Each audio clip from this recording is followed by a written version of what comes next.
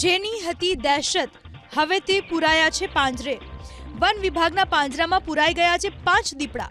ગીર સોમનાથ જિલ્લામાં 7 દિવસમાં 7 લોકો પર હુમલા અને 2ના મોત નિપજાવનાર દીપડાને પકડવા વન વિભાગે મેગા અભિયાન હાથ ધરીને 5 દીપડાને પાંજરે પૂરી દીધા છે, જ્યારે હજુ પણ એક માનવભક્ષી દીપડાને પકડવા વન વિભાગ રાત દિવસ એક કરી રહ્યું છે।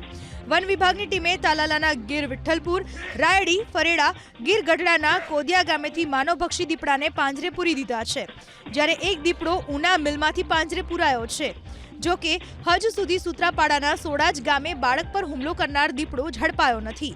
હવે આ 5 દીપડા માનવભક્ષી છે કે કેમ, શું આ દીપડા માનવ પર હુમલો કરનાર છે કે અન્ય, તે હકીકત જાણવા બ્લડ, મળ અને અન્ય સેમ્પલના રિપોર્ટ લેવાશે, જે બાદ દીપડાને છોડવામાં આવશે। છેલ્લા થોડા દિવસથી ગીર સોમનાથ જિલ્લામાં માનવભક્ષી દીપડાની દહેશતથી ડરનો માહોલ ફેલાયો છે। છેલ્લા 7 દિવસમાં 7 અલગ અલગ જગ્યા પર દીપડાએ હુમલો કર્યો છે।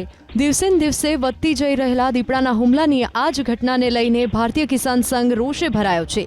ભારતીય કિસાન સંઘે આજે ગીર ગઢડા મામલતદારને આવેદનપત્ર પાઠવીને દીપડાઓને ગીર જંગલમાં ખસેડવાની માંગ કરી છે।